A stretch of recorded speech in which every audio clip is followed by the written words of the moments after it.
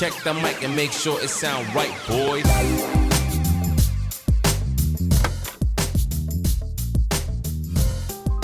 Welcome sir, ये मैंने नया शो स्टार्ट किया है हाँ जी, जिसमें thank you so much.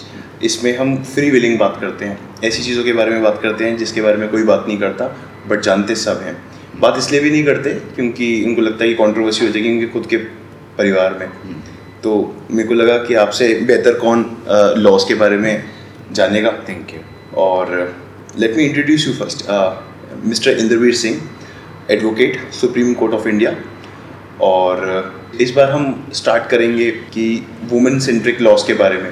Women centric मैंने इसलिए बोला क्योंकि मैंने फील किया है काफ़ी सालों से, कुछ दोस्त हैं मेरे जिनके डिवोर्स हुए हैं या जिनके जो वुमेन सेल में धक्के खा रहे हैं, उन्होंने कुछ गलत किया है या नहीं किया है ये नहीं पता मेरे को, बट ये ज़रूर पता है कि उनकी हैरेसमेंट और ह्यूमिलेशन का लेवल बहुत अलग है। तो उससे पहले हम चेयर्स करते हैं। Thank you. क्योंकि सुबह का टाइम है। चेयर्स। तो सर, इस बारे में आपका क्या राय है कि ये जो वुमेन सेंट्रिक लॉज थे ये बने क्यों थे, इनका कॉज क्या था, रूट कॉज क्या था, और अब 2021 में और पिछले 5-6-10 सालों से इसको क्यों इतना मिसयूज़ किया जा रहा है?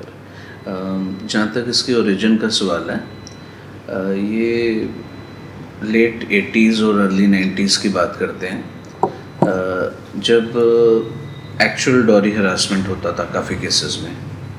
उस टाइम लोगों का लिविंग स्टैंडर्ड, उनकी एक्सपेक्टेशंस अलग होते थे। ज़्यादातर अरेंज मैरिज होती थी जो फैमिली स्टेटस के हिसाब से होती थी, और उसमें जब एक्सपेक्टेशन के हिसाब से डॉरी ना मिले तो औरत को हरासमेंट एक्चुअल फेस करना पड़ता था। ये इतना बढ़ता गया कि ऑन नॉर्मल बेसिस न्यूज़पेपर के फ्रंट पेज पे ब्राइड बर्निंग के केसेस होते थे। इसमें से जो हरासमेंट फीमेल साइड को होता था वो तो था ही, लेकिन पुलिस ने भी इसका पूरा जम के फ़ायदा उठाया और बिना किसी कॉज के भी ऑनेस्ट फैमिलीज़ को भी तंग करने लग गई जो हस्बैंड की साइड के थे। फिर डोमेस्टिक वायलेंस का लॉ आ गया, उसने सब कुछ ही फीमेल के फेवर में कर दिया, including the custody of the child, her right to reside in the matrimonial home, irrespective of कि कंडक्ट किसका ठीक है, सारे राइट्स वुमेन को मिल गए। Even if the in laws, if I give an example, the in laws are very troubled with her, तब भी उसका राइट है कि वो उस प्रॉपर्टी में रह सकती है जहाँ पे हस्बैंड रह रहा है। राइट। तो इसमें लूप होल्स ढूंढना शुरू किया हस्बैंड साइड ने कि हस्बैंड पेरेंट्स के साथ नहीं रह रहा, और एक ये कॉमन स्टैंडर्ड एक्सक्यूज़ बन गया कि husband is not working properly और he has lost his job and he is not living with the parents and all that. तो इस तरह से डोमेस्टिक वायलेंस का जब लॉ आया तो इसका अब्यूज़ शुरू हो गया, because it become, as you started with, I was wanting to come to this only, women centric law, जैसे सुप्रीम कोर्ट ने लीगल टेररिज्म भी डिक्लेयर कर दिया। डोमेस्टिक वायलेंस को सुप्रीम कोर्ट ने बहुत सारे केसेस में लीगल टेररिज्म बोला और ये भी सजेशन दिया कि इसको चेंज करने की ज़रूरत है।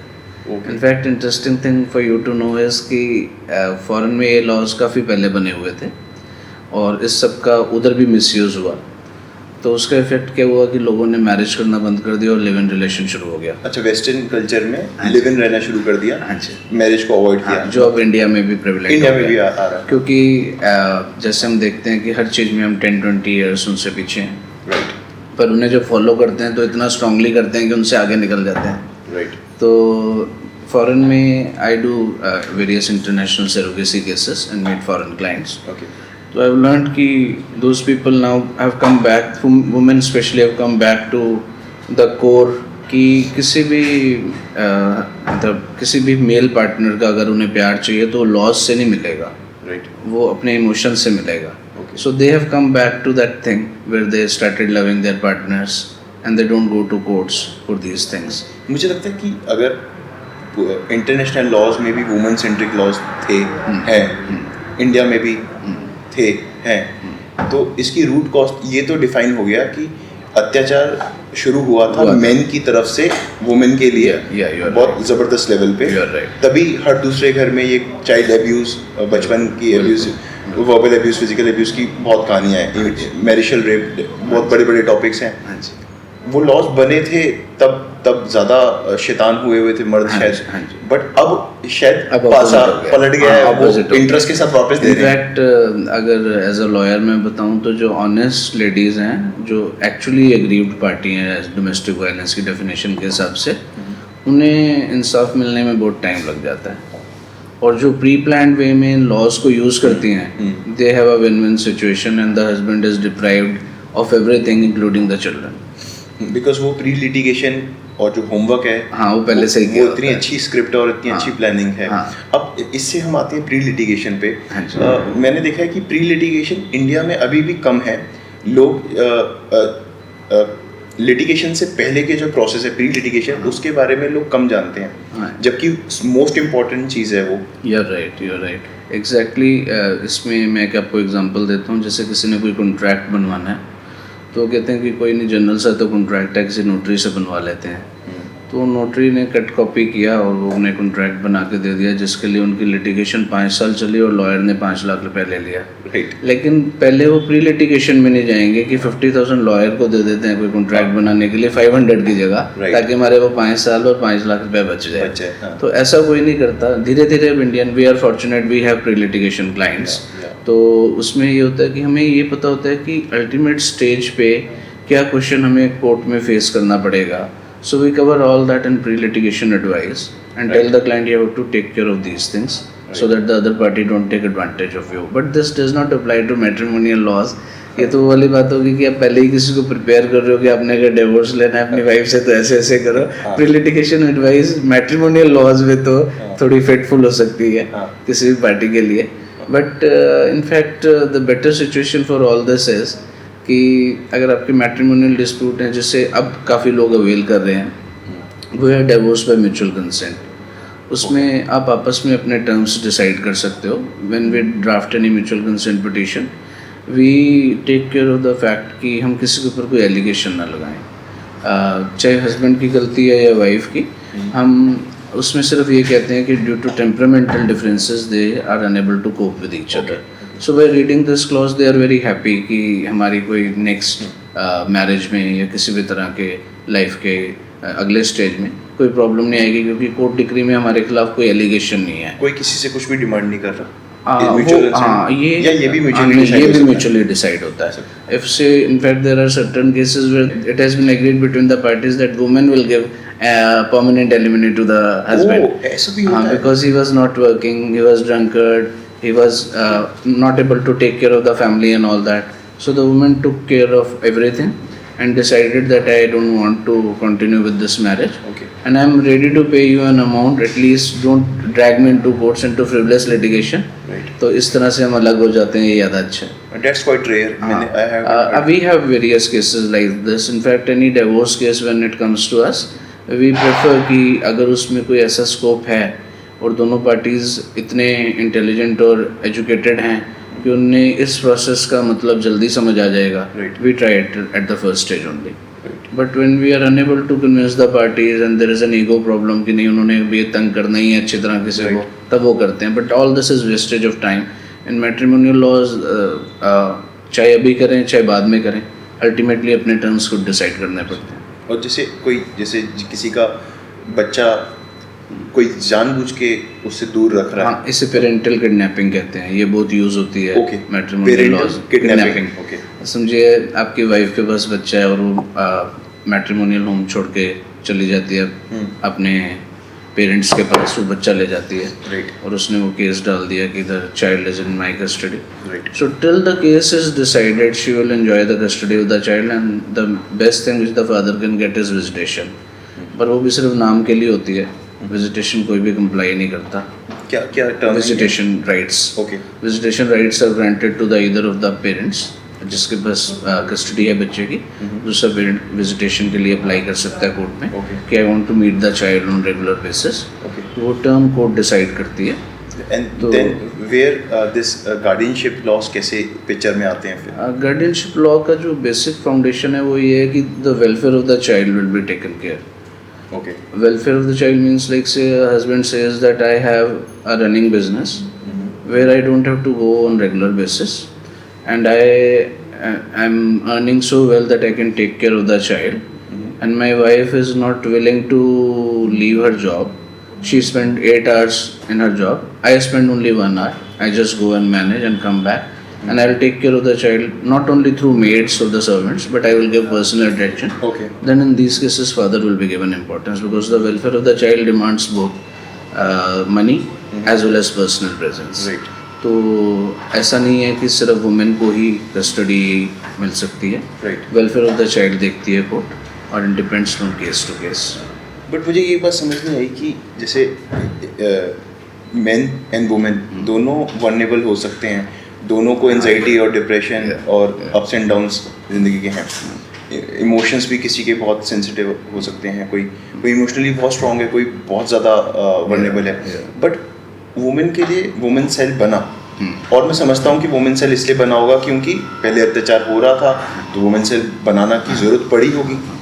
और अब 2021 में बात करें, जब पासा पलट चुका है, जब प्री प्लानिंग हो रही है, वुमेन सेंट्रिक लॉज के मिसयूज़ हो रहा है, और मिसयूज़ क्या हो रहा है, अब मेन सेल की भी ज़रूरत है. Exactly. I also personally feel की ज़रूरत है. Okay. लेकिन आई ऑलवेज वंडर कि अभी तक ये स्टार्ट क्यों नहीं हुआ. आपके जैसे मीडियम्स अगर और थोड़ा इसे उठाएं आवाज़ को. हाँ जी. तो ये होना चाहिए. बट अब तक किसी ने तो उठाई होगी, बिकॉज मैंने खुद अपनी आंखों नॉट से ऑन दैट लेवल जितना होना चाहिए. जितना होना चाहिए. And that there is a great need of that. I also feel, because मेरे सर्कल में मैंने बहुत लोग देखे हैं जिनको वुमेन सेल में बुला के हाँ जी 5-6 औरतें अच्छे से ये इसके वो तो मिसयूज़ है. लेकिन जहाँ तक मेन सेल का सवाल है, वो इसलिए होना चाहिए. We have seen, we are fortunate कि we have clients who can pay us well and all that. तो हम उनके लिए लड़ सकते हैं. फाइनेंशियली वो स्टेबल हैं, अपनी मर्जी से बच्चे को मिल लेते हैं, और ज़्यादा से ज़्यादा गिफ्ट से उन्हें पैम्पर करते हैं कि बच्चा उन्हें भूल ना पाए. लेकिन एक अनफॉर्चुनेट फादर की बात सोचिए जिसके पास ना पैसा है, मतलब इतना नहीं है कि वो बच्चे को पैम्पर कर सके. अपनी पर्सनल प्रेजेंस से कर सकता था, वो डिप्राइव कर दिया वाइफ ने. लेकिन अब उसने कमाना भी है. He has to be on his job and working hours. उससे जो बचा हुआ टाइम जब वो घर आके अपने बच्चे के साथ स्पेंड कर सकता था, उससे वो डिप्राइव हो गया. तो इस तरह के जो मेल्स हैं, इनके लिए मेन सेल एक्सट्रीमली इम्पॉर्टेंट है. कि वो ना उनके पास ऐसा है कि वो अच्छे लॉयर्स हायर कर सकें जो उनके लिए फोर्सफुली कोर्ट में कुछ आर्ग्यू करें, या कोई भी उनके लिए लिटिगेशन करें.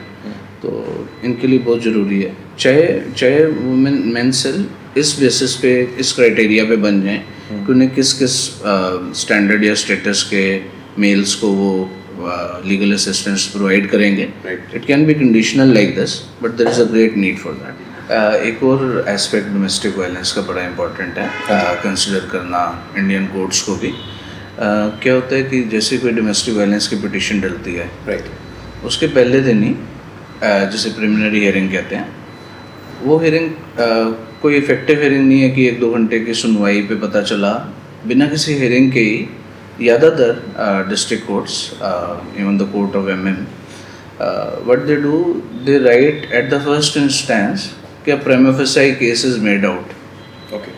तो बिना पढ़े, बिना सुनवाई के prima facie case is made out. तो जो भी हस्बैंड के या उसके पेरेंट्स के खिलाफ केस है, वो 5 साल लगेगा प्रूव होते हुए कि ये प्रिमा फेसी केस नहीं था. नहीं तो प्रिलिमिनरी हियरिंग एक इफेक्टिव हियरिंग होनी चाहिए, एक फॉर्मेलिटी नहीं कि आपने सेट फॉर्मेट से prima facie cases made out लिख दिया. तो दिस ऐसा क्यों करते हैं court? As a lawyer I should not comment upon it, पर ये जो भी हो रहा है ये लीगली ठीक नहीं है.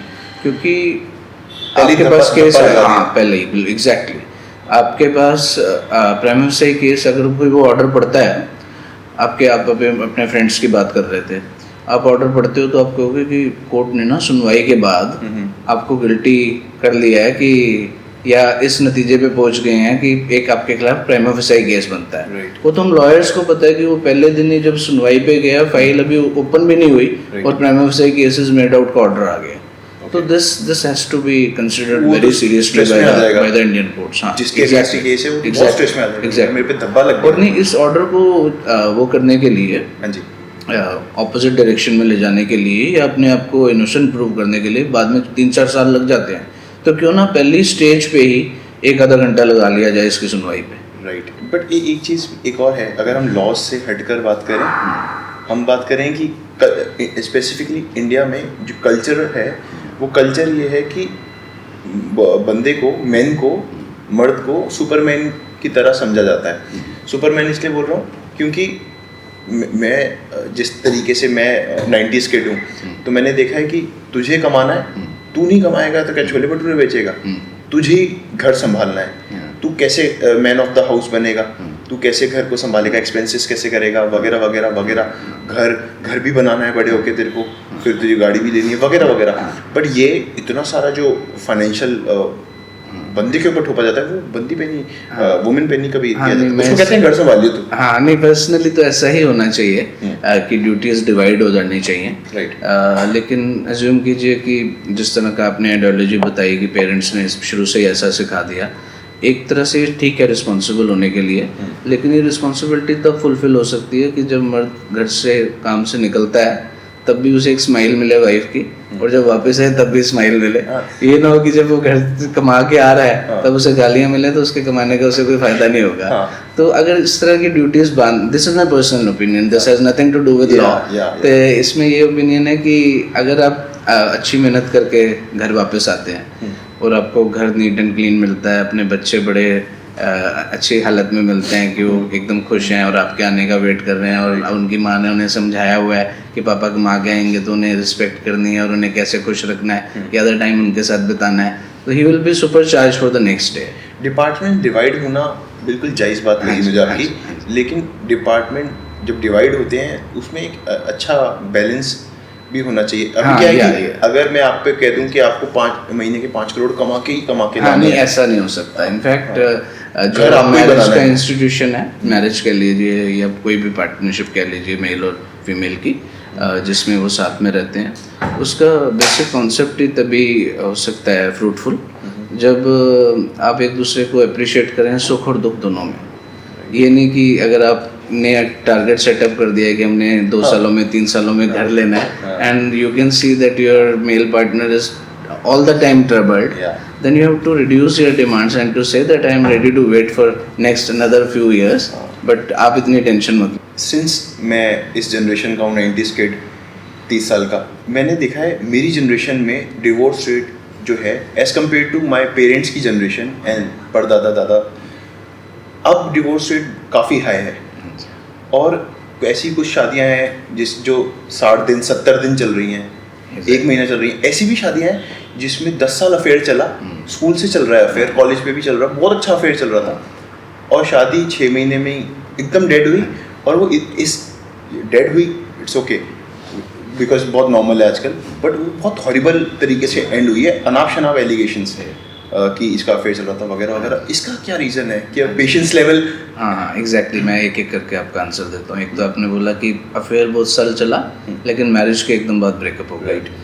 इसका रीज़न ये है कि ज़्यादातर कपल्स जब तक मैरिज के बॉन्ड में नहीं बनते तो उनका बिहेवियर काउंट करता है अपने एक दूसरे की कंपनी के लिए। अगर आप उसके साथ अच्छा बिहेव कर रहे हो, they are free to means अच्छा बिहेव कर रहे हो, then they are definitely in a good relation with you. अगर आप गंदा बिहेव करते हो या ज़रा सा भी उसके एक्सपेक्टेशन से अलग बिहेव करते हो, they are free to move out. तो मैरिज के बाद इमीडिएटली आप एक दूसरे को फॉर ग्रांटेड लेने लग जाते हो कि अब इसने कहाँ जाना है। तो ये जो फॉर ग्रांटेड वाली पोजीशन है और बिहेवियर चेंज वाली वो है एस्पेक्ट मैरिज के बाद का, सिर्फ और सिर्फ यही फैक्टर है कि कंपेनियनशिप तो बहुत लंबी चली लेकिन मैरिज के बाद नहीं चला, बिहेवियर चेंज और फॉर ग्रांटेड लेना। हाँ जी, इसमें ये भी तो है कि जब पहले गर्लफ्रेंड बॉयफ्रेंड होते हैं 10 साल, तो वो अपने अपने घर चले जाते हैं। हाँ, ये एक अपनी स्पेस भी मिल जाती है, प्लस ये भी झगड़ा भी हो गया। लेकिन इसमें इसको कंटिन्यू रखा जा सकता है। जिस तरह आप 10 साल तक अपने पार्टनर पे विश्वास करके उसे उसके घर जाने देते थे, तो मैरिज के बाद 2 घंटे भी अगर वो मार्केट जाना चाहती है या चाहता है या कहीं भी एक दूसरे से अलग होते हैं तो उसको भी उसी तरह अगर एंजॉय कर लिया जाए तो वो स्पार्क बना रहेगा। राइट। लेकिन ये सोचना कि now we own that person, that is wrong. नहीं मेरे पास ऐसे और बहुत जहाँ तक आपने पूछा कि डिवोर्स रेट क्यों बढ़ रहे हैं irrespective of this long term relationship, वो तो टॉलरेंस पावर बिल्कुल जीरो हो गई है। कोई भी अपने कंपेनियन को छोड़ने से पहले या डिसीजन लेने से पहले कि मैंने उसे छोड़ना है, ये नहीं सोचते कि जो अगला कंपेनियन आएगा उसमें भी तो कुछ फ्लॉज होंगे, तो वो भी बेयर करने पड़ेंगे। दूसरा, फीमेल्स भी पहले इतनी इंडिपेंडेंट नहीं थी जितनी अब हैं, तो हाँ। उनको कुछ पड़ी भी नहीं है। हाँ, इंडिपेंडेंस भी है। और जब बाहर कोई इंसान जाता है, चाहे आप अपने ऊपर ले लीजिए, मेरे ऊपर ले लीजिए, जब हम बाहर जाते हैं हमारे पास कंपैरिजन का ऑप्शन होता है। Western culture. हाँ, जब कंपैरिजन का ऑप्शन होता है, जैसे एक फीमेल कहीं पे काम कर रही है, I am not against that, but when she meet various people then she started, and that person who is at work for a temporary period for 5 hours 8 hours whatever, they will behave their best. तो घर जाके तो हर कोई relax भी होना चाहता है और अपनी लाइफ खुद जीना चाहता है। राइट। तो जब ये कंपैरिजन होता है कि मेरा हस्बैंड या मेरी वाइफ तो ऐसे नहीं करती है, ऐसे करते हैं, this adds a lot to this rate. Also social media भी एक अलग विलन है, क्योंकि हाँ, होता क्या है, yeah. फेसबुक इंस्टाग्राम से लड़के को भी लड़की को भी 100 और लोग मिल रहे हैं, हाँ, उनके साथ उनकी चैटिंग चल रही है, बिल्कुल। और वो अगर ज्यादा हैंडसम और ज्यादा रिच और ज्यादा हॉट और ज्यादा इंटेलिजेंट मिला तो उसको अपने डिसीजन पे डाउट हो सकता है, लड़के को भी। सोशल मीडिया तो है। इनफैक्ट आई एम अगेंस्ट कि जब आप किसी भी एक अच्छी टाइम में बन जाते हो, चाहे आपके बच्चे भी आए और पार्टनर अच्छा है, पेरेंट्स का आपने ध्यान रखना है, तो अपना social circle not only in the media but otherwise also keep your social circle limited. Right. Because you have other jobs to do instead of just pleasing people. If you start pleasing others you can't please your family. But ये हमें Indians को सिखाया जाता है, सबसे बना के रखिए पुत्र। हाँ, नहीं बना के, पर उसके भी तो एक डेफिनेशन है ना। हाँ, बना के ये नहीं at the cost of your parents, at the cost of your wife और चिल्ड्रन। या सेल्फ रिस्पेक्ट। या संगत तो आई एम श्योर संगत तो बहुत इंपॉर्टेंट है। 100 दोस्त ना हो, 2 दोस्तों, हाँ जी, 200 के बराबर होते हैं। सर, मेरा एक और क्वेश्चन था कि इंडिया का जो जुडिशियल सिस्टम है उसमें मैंने देखा है कि केसेस 5 साल 10 साल 15 साल लंबे लंबे चलते हैं। क्या हमारी कंट्री में जजेस कम हैं, केसेस ज़्यादा हैं, या एफिशिएंसी की थोड़े इश्यूज हैं? क्योंकि इतना पेशेंस हर किसी में नहीं होता, और मे बी जितना केस लंबा चलता है पर डेट लॉयर्स इतनी हाई फीस लेंगे तो बंदा स्ट्रेस में ही, फाइनेंशियल स्ट्रेस में ही ख़त्म हो जाएगा। हाँ, नहीं ये तो बात ठीक है कि स्ट्रेंथ जजेस की इंक्रीज़ होनी चाहिए, टाइम टू टाइम इसके बारे में स्टेप्स लिए गए हैं। और जहाँ तक मेरा पर्सनल व्यू है, एक जज के आगे किसी भी लेवल में, चाहे डिस्ट्रिक्ट जज हो, हाई कोर्ट हो, सुप्रीम कोर्ट हो, एक दिन में 50 से 70 केसेस लगे हुए हैं। अब 50 से 70 केसेस डिसाइड करना पॉसिबल नहीं है, तो कुछ ऐसी बेंचेस थे जिन्होंने ये डिसाइड किया कि हमने डेट लगाने के लिए अपने पास लिस्ट लंबी नहीं करनी 70 केसेस की। अब हमारे पास 10 केस लगाओ जिसमें से इफेक्टिवली हम मैक्सिमम 10 के 10 नहीं तो 8 तो डिसाइड हो जाएं। राइट। ये ना हो कि 70 केसेस की लिस्ट 5 साल तक चलती रहे, वो बस उसमें डेट्स पढ़ के ही हो जाए। तो इस तरह के स्टेप्स लिए गए। आई ऑलवेज इनकरेज कि लिस्ट छोटी हो लेकिन डिस्पोजल ज़्यादा हो। राइट। पहला। दूसरा, जब लॉयर्स बहाने मार मार के डेट लेते हैं और जजेस को इसके बारे में पता चलता है, इंडिया में कॉस्ट सिस्टम बहुत मिनिमम है। जैसे अगर कोई लॉयर एब्सेंट है तो, या पार्टी को पर्सनली प्रेजेंस के लिए बोला और वो नहीं आया, तो बड़ा लीनियंट व्यू लिया जाता है कि कोई बात नहीं, नेक्स्ट टाइम वकील साहब आ जाएंगे, अभी बीमार हैं। ओके। तो ये खांसी जुकाम में भी 2-3 साल निकल जाते हैं। खांसी जुकाम में? अगर फॉरेन कोर्ट्स की तरह, जैसे किसी भी कंट्री की बात करो, वहाँ पे कॉस्ट सिस्टम ऐसा है कि अगर आपको आपके नोटिस पे लिखा हुआ आएगा कि mister justice this will take your case at this particular time, hours will be mentioned, right, and whether you reach or not it will be decided in your absence, ये नोटिस पे लिखा हुआ आता है। तो ये सब स्टेप्स इंडिया में अगर हो जाएं तो डेट लेने का मतलब है कि आपको 500 रुपये कॉस्ट लग गई है, 5000 रुपये कॉस्ट लग गई, तो एंजॉय कर रहे हैं प्रॉपर्टी की, कोई बात नहीं, 50,000 रुपये तो हम कॉस्ट दे देंगे 2 साल में, केस तो नहीं डिसाइड होगा ना। So this has to increase many fold. Infact if it is 5,000 maximum और 10,000, it should be in lakhs. But मैंने ये असूल है दुनिया का कि जब बंदा पेन में होता है, चाहे वो अगर फिजिकल पेन में है, बीमार है आदमी, तो वो डॉक्टर के पास जाएगा। हाँ जी। और अगर शादी से परेशान है या प्रॉपर्टी का केस चल रहा है, कोई भी केस चल रहा है, मेंटली बहुत स्ट्रेस में है, तो लॉयर के पास जाएगा। हाँ जी। अब दोनों डॉक्टर हो या लॉयर हो, दोनों के पास दर्द में पहुंचा है, जख्मी पहुंचा है मेंटली और फिजिकली।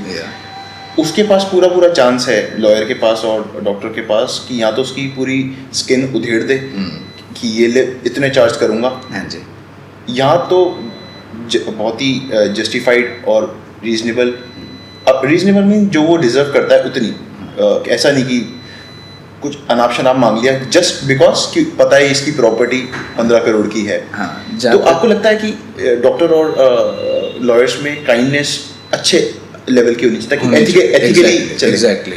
मेरा मानना ये है कि कोई भी लॉयर आपको क्या दिलवा सकता है कोर्ट से, जो आपका लीगल एंटाइटलमेंट है, राइट, जो आपसे छिन चुका है किसी भी वजह से, राइट। तो उसके लिए एक रीजनेबल फीस होनी चाहिए, अनरीजनेबल नहीं, क्योंकि आप किसी भी इंसान को वो दिलवा रहे हो जो राइटफुली वो उसको बिलोंग करता था, वो उससे छीन लिया गया है। ऐसा नहीं है कि वो कोई प्रॉपर्टी गेन के लिए आपके पास आ रहा है। He like say in a partition suit all the brothers और सिस्टर्स हैव इक्वल राइट, तो कोई एक कब्जा करके बैठ गया तो आप उसको उसका राइट ही दिलवा रहे हो ना, कुछ आप उसको एक ऐसा बेनिफिट नहीं दिलवा रहे जिसमें से आपको कोई कमीशन लेनी चाहिए। Exactly. So it should be a reasonable fees, not unreasonable, and but you should be very sincere to your client.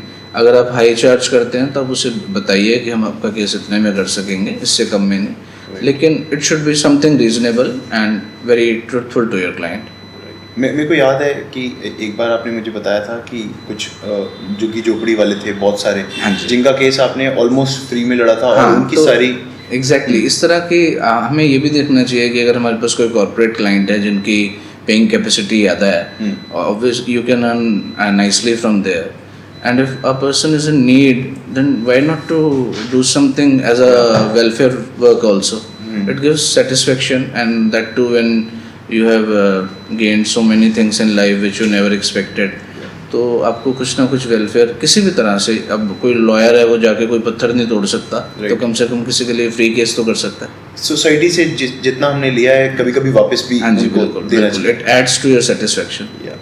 Sir एक मेरा पॉइंट ये था, अगेन मैं इसी जनरेशन की बात कर रहा हूँ क्योंकि मुझे लगता है मेरी जनरेशन को वो एक सुकून भरा एक एरिया नहीं मिल रहा जहाँ पे, क्योंकि पहले 90s में एक अच्छा म्यूज़िक भी होता था, सुरीला म्यूज़िक, अच्छी मूवीज़, सब कुछ बहुत अच्छा होता। अब सब कुछ ही बहुत टॉक्सिक हो गया है। मैं इसलिए आपसे, आप एडवोकेट हो इसलिए मैं लॉ की ही बात करूँगा कि मेरी जो जनरेशन है और मेरे से 10 साल छोटे भी, जो 20 साल के हैं, जो 25 के हैं, जो 30 के हैं, जो 35 के हैं, वो बहुत ज़बरदस्त लेवल पे, बहुत अच्छे रेट पे, हायर रेट पे वो बाहर मूव हो रहे हैं।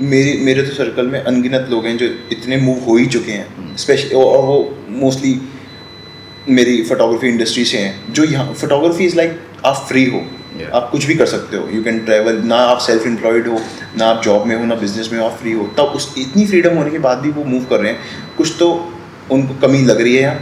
दूसरा, मेरा खुद का पर्सनल एक्सपीरियंस है कि जैसे I lost my mother in 2018, I lost my dad in 2021। उनके ड्यूज़ लेने में, चाहे वो इनकम टैक्स हो, चाहे वो ग्रेजुटी हो, चाहे प्रोविडेंट फंड हो, चाहे पोस्ट ऑफिस हो, मेरी आत्मा रो पड़ी कि ये चाहते क्या हैं, ये इनडायरेक्टली मुझे ब्राइब चाहते हैं कि मैं इनको ब्राइब ऑफर करूं, या ये इतने लेज़ी हो गए हैं, या प्रोक्रेस्टिनेट करने की आदत हो गई, या इनकी वो थ्योरी है कि यार सरकारी नौकरी है कहाँ जाएगी, तंग करते रहो। ये तो शुक्र है कि मेरे में हल्का फुल्का दिमाग है, तो मैं इनसे फाइट कर पा रहा हूँ स्मार्टली, और इनसे किसी तरीके से पैसे ले लेता हूँ मैं। बट मिनट लगता है पेशेंस लूज़ करने में और ये डिसाइड करने में कि चल यार ये कंट्री छोड़ के जाते हैं, क्योंकि कभी कोई मुश्किल आ गई मेरे पे, तो या तो मैं लॉयर को पैसा देता रह जाऊँगा, या तो कोर्टों के चक्कर काटता रह जाऊँगा, और मेरी हालत ख़राब हो जाएगी। शादी करने में तो मेरे को तो पर्सनली बहुत डर लगता है। हाँ, ये पार्ट एंड पार्सल बन चुका है सिस्टम का, जो आप कह रहे हैं कि ड्यूज़ लेने में इतना टाइम लग गया, क्योंकि अक्सर ये देखा गया कि हायर लेवल का जो कोई भी, चाहे कोई जज है, ऑफिसर है, वो तो अपनी डिसेंसी मेंटेन करके रखता है, लेकिन जो लोअर स्टाफ है वही आपको इतना एक्सप्लॉइट कर देते हैं सिर्फ उनके साथ जुड़े होने की वजह से कि आप अपनी पेशेंस वहाँ पे लूज़ कर जाते हैं। तो आई एग्री कि being aggrieved by this entire system, many youngsters are going abroad, and यही सिस्टम, जैसे हमने बोला कि कुछ बहुत मेजर नहीं, minor reforms are required but at different levels, so अगर कुछ माइनर चेंजेस लाए जाएं तो यंगस्टर्स को नहीं जाना पड़ेगा। Right. और पर यह है कि हम इस लेवल पे ये सब कह सकते हैं अच्छा करते हुए, लेकिन जो विक्टिम है जिसको पता है कि मैं ये वाला हर्डल क्रॉस ही नहीं कर सकता, Yeah. then that is an easy way to settle abroad. It's a great escape. हाँ, it is a escape. दूसरा जैसे इंडिया की capital Delhi, Yeah. Mumbai, Yeah. जहाँ पे 3.5 करोड़ 4 करोड़ की पॉपुलेशन है, वहाँ पे air pollution hazards dangerous zone में आ चुका है। And this is the new normal. Yeah. लोग 12 महीने बात नहीं करते पॉल्यूशन की, Yeah. सिर्फ दिवाली के टाइम पे बात करते हैं, तब क्योंकि वो आंखों से दिखता है और खांसी होती है, आंखें बंद होती हैं। अब इसमें भी एडमिनिस्ट्रेशन की इसलिए कमी है कि time to time Supreme Court और डिफरेंट कोर्ट्स ने इसके बारे में बड़े इफेक्टिव ऑर्डर्स पास किए, लेकिन जैसे आप कभी हाईवे पे आप ड्राइव कर रहे हो तो आप यू विल बी शॉक्ड कि none of those orders are implemented, so the courts are not going to come personally to check it. The administration is lacking in their duty to get it enforced. हाँ जी, मेरे को ये पता है कि supreme court ने शायद ऑर्डर दिया था कि नहीं फूटने चाहिए, बिल्कुल स्ट्रिक्ट ऑर्डर्स थे, बट उसके एग्जीक्यूशन नहीं हुआ।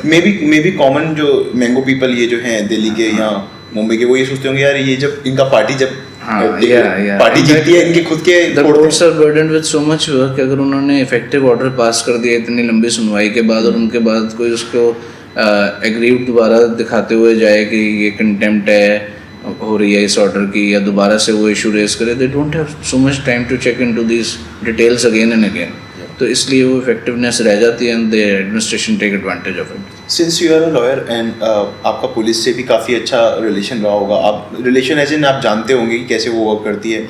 मुझे लगता है कि पुलिस को मोस्ट ऑफ द टाइम्स बहुत ज़बरदस्त क्रिटिसाइज किया जाता है, गालियाँ दी जाती हैं, बट हैविंग सेड दैट मेरे को लगता है कि उनकी जो सैलरी है और जो वर्किंग आवर्स हैं और जो उनकी गाड़ियाँ हैं और जो बाइक्स हैं जो भी हैं, मेरे को लगता है देश जाना जाता है कि किस तरीके से वो अपने टीचर्स को, गुरुज को ट्रीट करता है, पुलिस को और फिटनेस जो कोचेज हैं, इन तीनों की रिस्पेक्ट करना और इनकी जो इनकम है वो अच्छी रखना, डिसेंट, बहुत इंपॉर्टेंट है। Infact when I joined as a lawyer तो I was shocked to see कि जितने डिस्ट्रिक्ट कोर्ट्स हैं इंडिया के उनकी हालत बहुत बुरी है। तो मैं हमेशा यही सोचता रहता था कि अगर हमें एक लग्जरियस कमरा चाहिए पढ़ाई करने के लिए भी, अपने ऑफिस की तरह भी, सो व्हाई डोंट दोज जजेस who decide all these cases, they don't deserve better facilities which they were already having. तो इसके बारे में धीरे धीरे इम्प्रूवमेंट हुआ और वो इम्प्रूवमेंट के हिसाब से उनका कैलिबर, उनकी एफिशिएंसी बढ़ती गई। So exactly it applies to every person including police.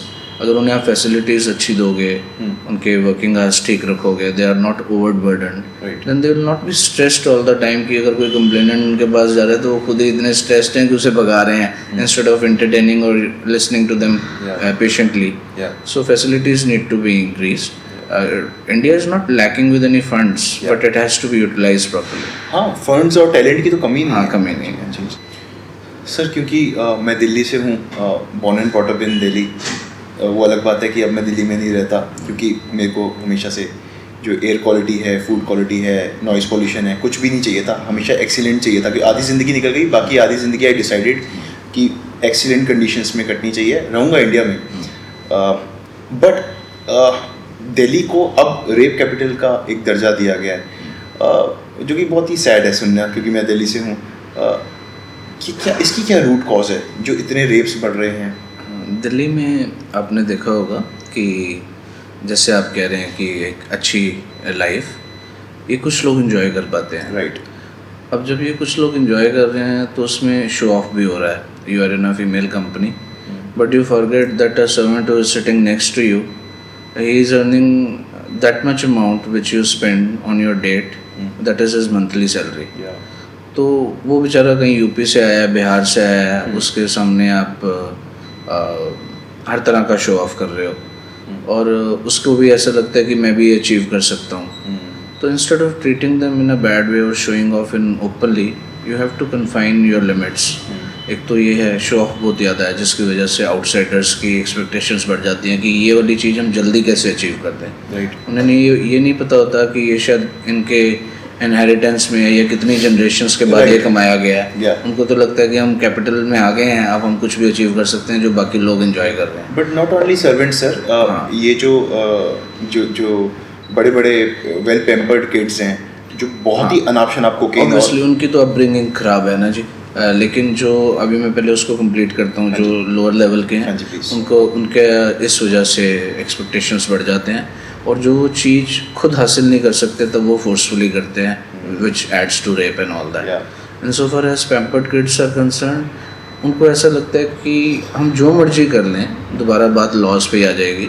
जब तक कोर्ट में प्रूव नहीं होगा तब तक तो इतने साल निकल जाएंगे, so we can enjoy everything. तो when there is a direct evidence of things which they have done, the court should not take time to charge or to convict them. तो ये वाला सिस्टम कि 10 साल तो ट्रायल चलेगा, ये किसी को भी इंकरेज कर सकता है क्राइम करने के लिए। क्राइम तो कर देता तो एक तो ये हो गया। दूसरा, सेक्स एजुकेशन सिर्फ सिटीज़ तक कन्फाइन नहीं होनी चाहिए, ये छोटे डिस्ट्रिक्ट, छोटे स्टेट सब में होनी चाहिए, ताकि सेक्स एजुकेशन से आपको ये पता चल सके। जब आप एक पार्टनर की कंपनी इंजॉय कर सकते हो तब आपका ध्यान दूसरी साइड ज़्यादा नहीं जाता। तो उसको एंजॉय करने के लिए अपने आप को कैपेबल बनाओ। पहले इस तरह की अगर एजुकेशन स्टार्ट हो जाए तो किसी का ध्यान ये नहीं जाएगा कि हम किसी चीज़ को फोर्सफुली अचीव कर लेंगे। ये होगा we have to earn that, so that feeling of earning should be there included with sex education. Sex education है एंड ऑल्सो फिटनेस कि not just physical fitness is mental fitness, mental fitness है, emotional wellness है, ये तो tripod है। Yes you are right. Mental education and mental satisfaction is required for the reason कि अगर आपकी मेंटेलिटी ही ऐसी है कि आप कोई भी चीज़ अचीव कर सकते हो और उसके लिए आपको कुछ करने की ज़रूरत नहीं है, then definitely your act will be in that direction. Right. Then power का भी मिसयूज़ हो सकता है, जैसे कि अब जैसे मैंने आपके बच्चे को देखा है कि उसको कोई भी ऐसा गलत फहमी नहीं है कि मेरे पापा तो the only upbringing, the only factor behind this is upbringing। अगर आप अपनी औलाद के सामने या अपने से कोई भी जूनियर है उसके सामने आप जैसा एक्ट करते हो, आप एक रोल मॉडल की तरह होते हो। जब आप रोल मॉडल बन जाते हो तो आपको ये नहीं भूलना चाहिए कि हमें कोई फॉलो कर रहा है। तो जब आप फॉलो करने की चीज़ अपने मन में रखेंगे तो आपका कदम कभी भी गलत डायरेक्शन में नहीं जाएगा। So those people who are following you definitely they will appreciate all these things and they will move in the same direction। मेरे को लगता है कि न्यूबॉर्न बेबी एक खाली पेन ड्राइव की तरह है। हाँ बिल्कुल। आपके ऊपर है कि आप अगले 20 साल तक उसके क्या सॉफ्टवेयर्स और कैसे। I totally agree to this, है ना। और जैसे आपके सॉफ्टवेयर्स होंगे पूरी जिंदगी उस सॉफ्टवेयर्स को यूज़ करेगा वो। हाँ जी। अगर आप सही रास्ते पे होते हैं और आपके कोई बच्चे या कोई भी आपसे जो जूनियर्स हैं वो आपको देखते हैं और ये देखते हैं कि सही रास्ते पे चलने पे कोई तकलीफ़ नहीं आती, हो सकता है टेम्परेरी तकलीफ़ आती हो, लेकिन लॉन्ग टर्म सेटिस्फेक्शन होती है। किसी भी इंसान को, मैं क्रिमिनल्स को कोई अलग कैटेगरी में नहीं लेता, शायद उनके सर्कमस्टांसेस ऐसे होते होंगे कभी उन्होंने ये सेटिस्फेक्शन फील ही नहीं की, उनको ये पता ही नहीं कि ऑनेस्टी में इस सब चीज़ में क्या सुकून है। लोगों को लगता है कि ऑनेस्ट रास्ते पे चलेगा तो कटेगा ही कटेगा। नहीं, लेकिन वो शायद टेम्परेरी पीरियड के लिए हो सकता है। अगर कोई बड़ा समझाने के लिए, जैसे अपने बच्चों की बात की, उनको भी बड़ा समझाने के लिए हो कि अल्टीमेटली इसी पे ही हैप्पीनेस है। एंड मैं एक और मेंशन करना चाहूँगा कि ऐसा नहीं है कि किसी की अपब्रिंगिंग अगर बहुत एब्यूजिव और गलत रही हो, मैंने उनको भी अच्छी लाइफ लीड करते हुए देखा। कितने सारे ऐसे इंस्टेंसेस हैं, कितने एग्जांपल्स हैं कि डाकू तक संत बने हुए हैं।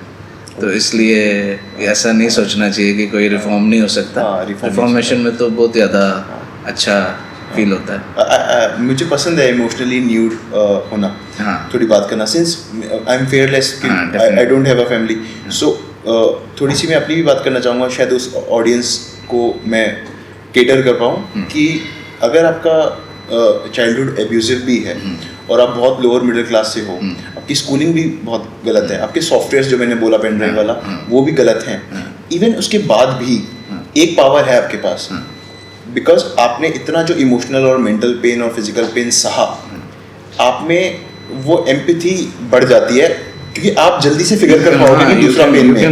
You can relate those things. अगर आपने कभी गरीबी देखी है या अपने माँ बाप से कुछ गलत सहा है, कोई और सहा रहा है, तो एकदम आप समझ जाओगे कि वो किस पोजीशन में है। इनफैक्ट इस चीज़ को पॉजिटिव यूज़ करने के लिए भी पावर होनी चाहिए कि जो हमारे साथ हो रहा है वो किसी और के साथ हो रहा है, तो हम उसे कैसे चेंज कर सकते हैं। जी, in fact those vibes can be used in that direction. मेरे को याद है आपने एक लाइन यूज़ की थी कि मैं अच्छा लॉयर किस बात का, अगर वो अपने क्लाइंट का दर्द ना खरीद सके। एग्जैक्टली खरीदने वाली ही बात है, क्योंकि किसी भी प्रोफेशनल को एक मॉरल ड्यूटी के साथ एक्ट करना चाहिए कि कोई क्लाइंट, जैसे आपने स्टार्ट किया कि लॉयर के पास कोई दुख में ही आता है या तकलीफ होती है तब आता है, राइट। तो आप उसके लिए चार्ज कर रहे हो, आप उसके साथ बैठ के सिर्फ गप्पे मार के उसको इमोशनल स्ट्रेस से रिलीव नहीं कर रहे, आप उसको चार्ज कर रहे हो कि we will settle your problem और we will sort out your problem, then there is a moral duty to understand what that person is going through. Sir, coming back to previous point कि ये जो government officials हैं, चाहे वो commissioner हो किसी department का या कोई भी बड़ा आदमी हो, इनके नीचे के जो लोग हैं एडमिनिस्ट्रेशन के, उनमें इतनी हिम्मत कहाँ से आ जाती है कि इतने बड़े लेवल पे हैरेस कर रहे हैं कॉमन लोगों को? हाँ, जिससे कि इसको मैं रिलेट करता हूँ कि कोर्ट के डायरेक्शंस भी ये लोग नहीं मानते और इसे फ्लाउट कर देते हैं इजली।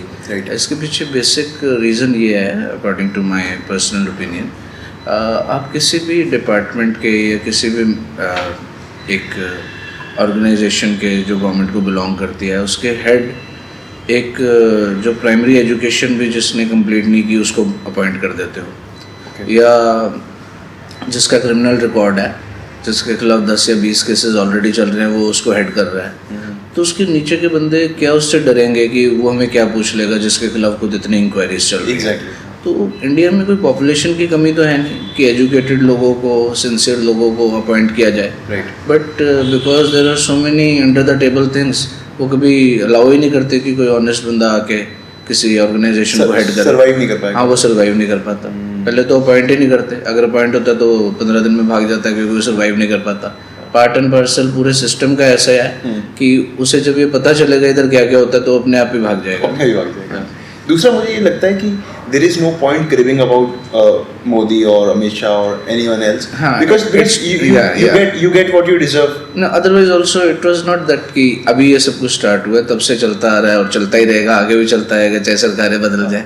जब तक लोग अपने आप को नहीं बदल लेंगे पर्सनली कि ये मेरी ड्यूटी है इस चेयर पे बैठ के, चाहे वो पीएन की है, चाहे क्लर्क की है, चाहे हाईएस्ट अथॉरिटीज की है, मुझे जो ड्यूटी जिसके लिए मुझे सैलरी मिलती है, कम से कम वो काम मैंने ठीक तरह करना है। सोसाइटी से ही तो है वो। हाँ, exactly, they are the public servants, their name is public servant. Public servant है, वो अलग बात है कि वो तो ये बहुत फनी बात है ये कि एक एजुकेटेड यंग बंदा, ये आपके प्रीवियस क्वेश्चन से भी रिलेट करता है कि इसलिए सब लोग फॉरेन जा रहे हैं, क्योंकि जो एजुकेटेड बंदा है, जो सिंसियर है, वो पढ़ लिख के अच्छी जगह पे नहीं बैठ सकता क्योंकि उसका एटमॉस्फेयर इतना ख़राब है। वो ये कहता है कि मैं तो टॉपर हूँ अपने स्कूल का और कॉलेज का, और जो डफर था, जो हर साल फेलियर था, वो मेरा सीनियर है। वो बैठा है, वो हेड है, लाल बत्ती वाली गाड़ी में। हाँ, ये है सही में। मेरे को तो मैं नाम नहीं ले रहा, बट ऐसे बहुत से पॉलिटिशियंस को मैंने उनकी शादियाँ कवर करी हैं जिनके खिलाफ रेप के और मर्डर के केस चल रहे हैं, फुल ऑन चल रहे हैं। तो आप तो वहाँ पे प्रोफेशनल काम करने चले गए होंगे, लेकिन आपको लगता होगा कि देखो मुझे किन के अंदर काम करना पड़ रहा है। मेरे को सच में डर लग रहा था। मैंने कहा यार ये बंदा सामने तो लस्सी पी रहा है, बट पता नहीं इसके केसेस तो बहुत डरावने केसेस हैं। मैं लकी हूँ, मैं बहुत ग्रेटफुल हूँ कि मुझे कम उम्र में बहुत सारी कंट्रीज़ घूमने का मौका मिला, थैंक्स टू माय प्रोफेशन, कि मैंने इंटरनेशनल डेस्टिनेशन मैरिजेस के द्वारा बहुत सारी कंट्रीज़ घूम ली। बट जब मैंने कंट्रीज़ घूमी और अपने दोस्तों को विज़िट किया, सिंगापुर, लंदन वगैरह वगैरह जितनी भी डेवलप्ड नेशंस हैं, तो मैंने एक चीज़ देखी है कि चाहे वो एक मॉल में छोटा सा वॉशरूम है, उस वॉशरूम में एक स्वीपर काम कर रहा है, वो अपना काम इतनी शिद्दत से कर रहा है कि आपको लगेगा आप किसी 5 स्टार के वॉशरूम में गए हो। फर्स्ट मेरा पॉइंट ये है कि चाहे स्वीपर हो, चाहे पॉलिटिशियन हो, चाहे फोटोग्राफर हो, चाहे लॉयर हो, चाहे कोई भी वर्किंग प्रोफेशनल हो, मैंने देखा है कि काम बहुत ब्रिलियंट तरीके से वो कर रहा है, पूरी शिद्दत से। इंडिया में मैंने देखा है कि बहुत बहुत बहुत एब्सेंट माइंडेड हैं लोग, एब्सेंट माइंडेड हैं, लेज़ी हैं, प्रोक्रेस्टिनेट करते हैं, हो जाएगा जी, लेट बैक हैं, पीछे ऐसे हैं, नो मैटर वो कौन सी पोजीशन पे हैं। एक तो ये भी बहुत अजीब है। इसके पीछे जहाँ पे इंटरनेशनल लेवल की आप बात कर रहे हो, उन लोगों के मन में क्लियर है किसी भी स्टेज पे वो वर्कर्स हैं उनके माइंड में बिल्कुल क्लियर है कि उन्हें जो सैलरी मिल रही है ये ब्रिलियंट जॉब करने की मिल रही है, इस पे बैठने की नहीं। Sorry to cut you, but मैंने देखा है कि वहाँ पे जो ब्लू कॉलर जॉब है, जो स्वीपर और कूड़ा उठाता है कनाडा में या लंदन में, उसकी ज़्यादा रिस्पेक्ट है, उसकी पे भी ज़्यादा है एक पढ़े लिखे आदमी से ज़्यादा। तभी क्योंकि उन्हें पता है उधर के लोगों को, उधर की पूरी ऑर्गेनाइजेशन का सेटअप ऐसा है कि ये काम अगर कोई करने को तैयार है, we should value that person, but values of his work, तो वो काम उन्हें पता है इस काम की इज्जत है जो हम कर रहे हैं। अगर जिस दिन वो, उनको ऐसी सिक्योरिटी भी नहीं है इंडियन लोगों की तरह कि एक बार मुझे जॉब मिल गई है तो बस अब फॉर ग्रांटेड, अब मुझे कोई नौकरी से नहीं निकाल सकता, चाहे कोई मेरा सुपीरियर भी है, मैं उसे ये बोलूँगा कि मैं तेरी जॉब थोड़ी कर रहा हूँ, सरकार की कर रहा हूँ। सरकारी नौकरी सरकारी जाएगी, हाँ 2 महीने में छुट्टी भी कर लूँगा तो कोई बात नहीं, फिर ज्वाइन कर लूँगा। तो वहाँ पे ऐसा नहीं है, ज़्यादातर फॉरेन कंट्रीज में ऐसा नहीं है। You are paid for your work, not for just you have got a job and now you can take it for granted. So this has to be very clear in the mind of Indians also, who are most hardworking, that they will be paid well, but paid for their job, not for sitting at home.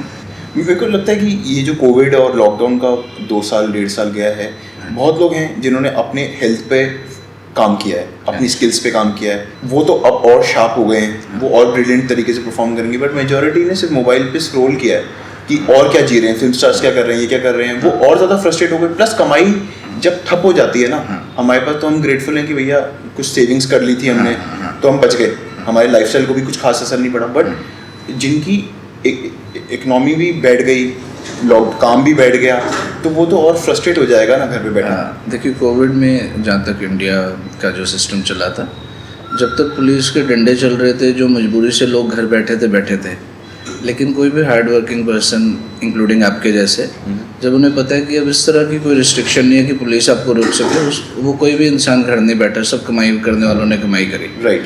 जो lazy आप कह रहे हो वो तो कभी भी पहले भी ख़त्म नहीं हुए थे, आगे भी ख़त्म नहीं होंगे। जिन्होंने किसी भी चीज़ का एक्सक्यूज़ लेके घर बैठना, उसने बैठना ही है। तो you are right, many people gained in so far as their knowledge is concerned, improvement in their health and all that. ये तो सब कुछ लाइफ का पार्ट है। Even before Covid, before lockdown, मैंने कल्चर्स, क्योंकि लेह लद्दाख से लेकर कन्याकुमारी में मैं एक महीना रहा हूँ, अगेन मेरे प्रोफेशन के लिए, या फोटोग्राफी या ट्रैवल फोटोग्राफी के लिए, तो मैंने ये देखा है कि इंडियन कल्चर पता नहीं कुछ ऐसा है कि जो स्पेशली जो मदर है, वो अपने बच्चे को कुछ ज़्यादा ही पैम्पर कर देती है, पैम्पर भी कर देती है, बाइक भी दिलवा देती है, गाड़ी भी दिलवा देती है, और 30-40 साल तक घर पे रख भी लेती है, और उसको पराठे भी खिलाती है मक्खन लगा के। तो उससे क्या हो जाता है कि उसको लगता है सब कुछ तो है मेरे पास। हाँ, दोनों चीज़ की एक्सट्रीम बुरी है। मैं जैसे ज़्यादा फॉरेन कंट्रीज़ में शुरू से ही आपको इंडिपेंडेंट बना देते हैं, but they lose their family values, तो वो भी ठीक नहीं है। अगर इंडिया जैसे ही इमोशनल अटैचमेंट हो, जिसे मैं हमेशा अप्रिशिएट करता हूँ, लेकिन साइड बाय साइड ये लर्निंग भी दी जाए कि हम हमेशा आपके साथ हैं, पेरेंट्स बोलें, लेकिन इंडिपेंडेंस जो आपकी है वो आपकी लाइफ के लिए बहुत ज़रूरी है, आपके पार्टनर के लिए बहुत ज़रूरी है, आपके बच्चों के लिए बहुत ज़रूरी है। So this has to go side by side, it should not be extreme either. मेरे को तो लगता है कि ये बड़ी गधों वाली स्टेटमेंट है कि जो मुझे नहीं मिला वो मेरे पुत्र को मिलना चाहिए।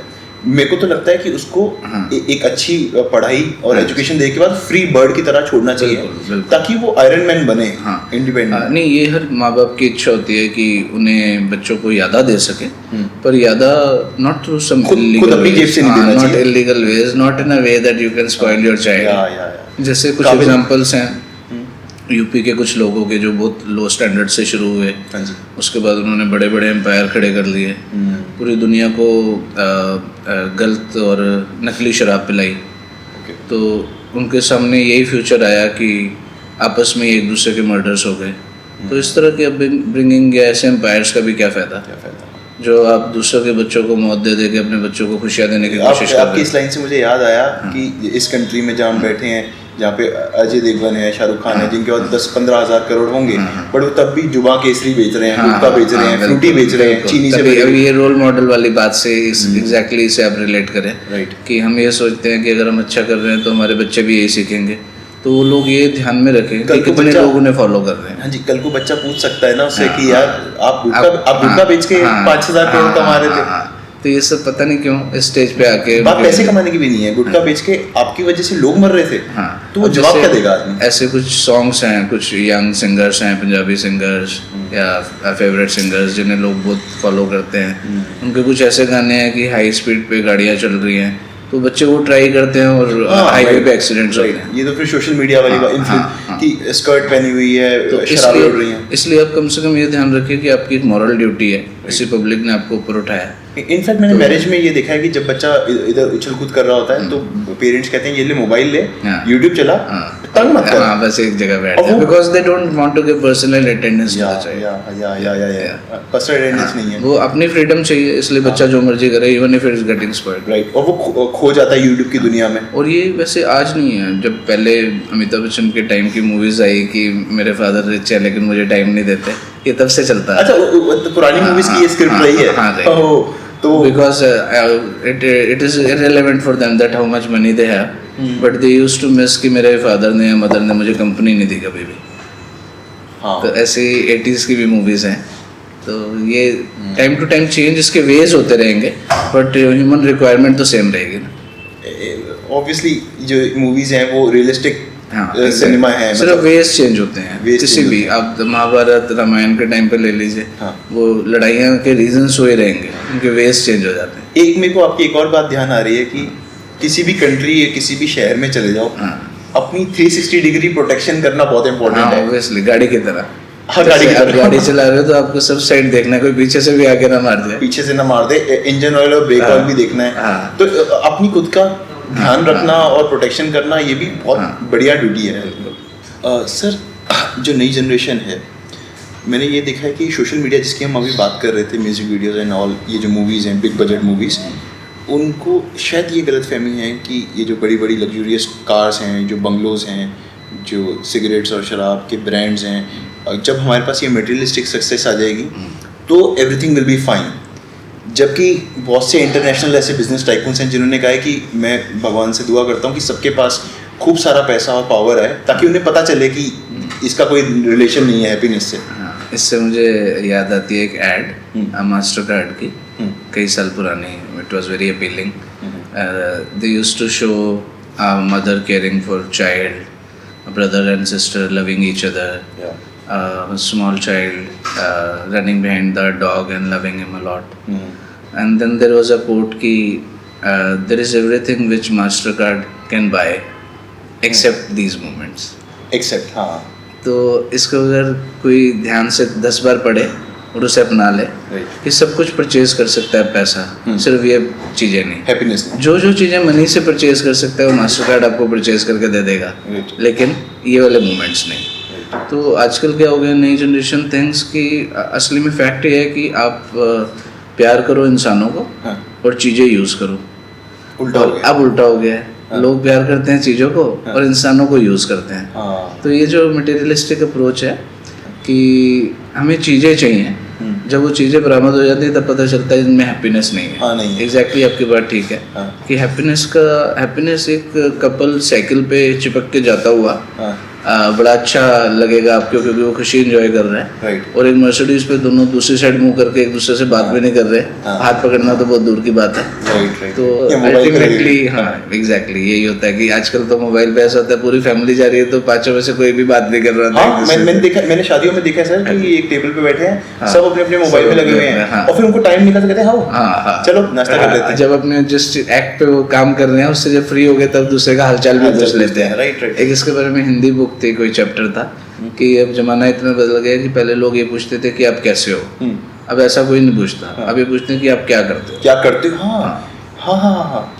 मैंने कुछ डेटिंग एप्स यूज की थी, तो मैंने कहा भाई पहले मेरे को जान तो ले, पहले मेरे को जान ले एज अ पर्सन, बाद में मैं तेरे को बताता हूँ मेरी कमाई कितनी है और मेरा प्रोफेशन क्या है। तो कहते हैं don't waste time, straight away come to your. दूसरा ये भी है, पहले वो ये भी देखते हैं कि दिखता कैसा है, सर से लेकर पांव तक जज करते हैं कि जूता, मोबाइल, पगड़ी, ये सब कुछ कैसा है, कितना वैल्यू करता है। अगर बढ़िया लग रहा है, रिच लग रहा है तो हाँ अले जी, थोड़ा सा सिक है, मटेरियलिस्टिक है। और सर मैंने ये देखा है कि जिस तरीके से ये मटेरियलिस्टिक गोल्स बनाए हुए हैं, जैसे रेंटिंग और बाइंग की बात करते हैं, अभी भी बहुत लोगों की थिंकिंग ये है कि अपना तो एक घर होना चाहिए है, चाहे वो 2 करोड़ का हो, 1.5 करोड़ का हो, कितने का भी हो, अपना घर होना है, उस घर को लेने के लिए वो बड़े बड़े लोन उठा लेंगे।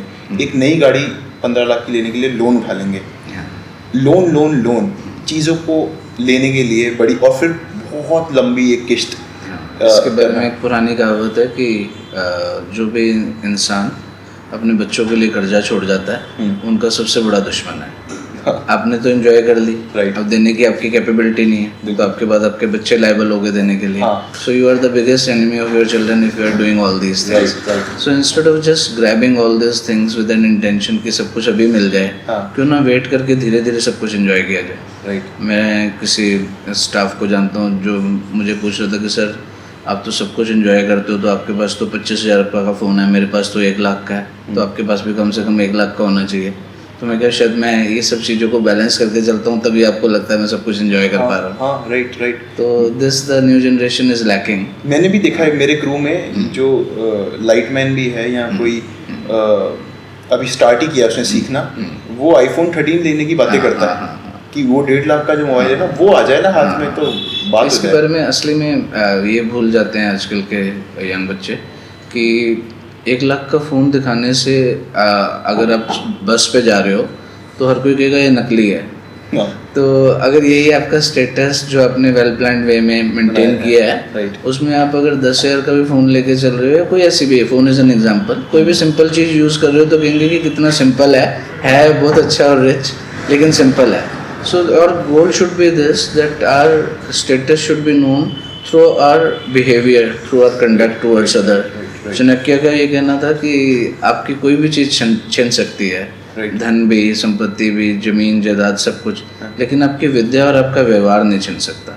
तो इसमें रिच होना जरूरी है। मिनिमलिस्टिक अप्रोच के साथ जीना मेरे ख्याल से बेस्ट है। ऑब्वियसली आप अपने बच्चों को और खुद को कंफर्ट से डिप्राइव ना करो, but it should not be in this way कि that you move towards an illegal path to get luxuries which can be avoidable, which is avoidable. इतने सारे क्वेश्चन आपने मुझसे पूछे यंगस्टर्स के बारे में, इस जनरेशन के बारे में। I know that you must be hiding few things and which you I am sure you want to share. I don't want to, but again since आपने पूछा है इतने प्यार से, तो सिंस मैं इस जनरेशन से हूँ, मेरा ये कहना है कि मेरी जो जर्नी रही है अब तक की, मेरे साथ हर चीज़ बहुत ड्रामेटिक हुई है।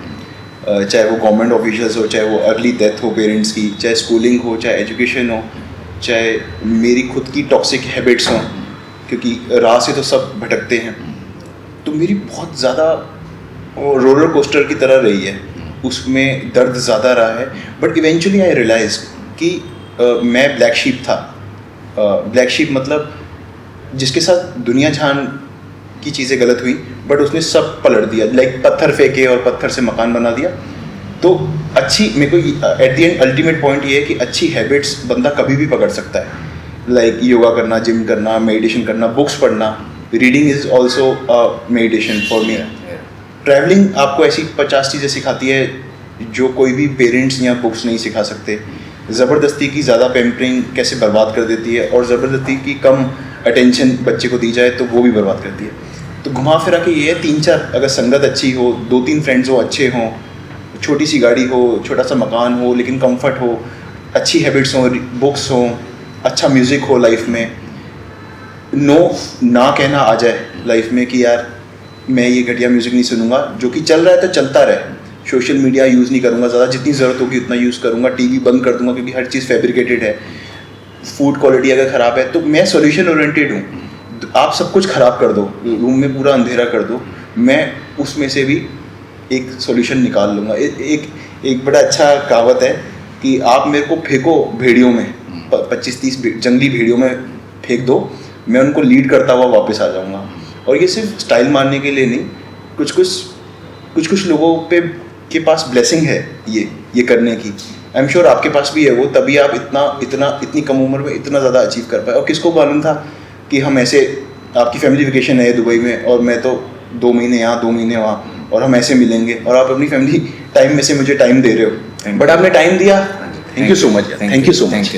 आपने टाइम दिया, मैं बहुत ग्रेटफुल हूँ कि आप ऑडियंस बहुत सुनेगी आपको, क्योंकि बहुत कम ऐसे बेबाक लॉयर्स और एडवोकेट्स हैं इंडिया से स्पेशली जो जिनमें इतना कैलिबर और इतने गट्स हैं कि वो इतना खुल के बोल पाए। तो यंग जनरेशन आपको बहुत सलाम दुआएं देने वाली। All the best. Thank you so much. Thank you.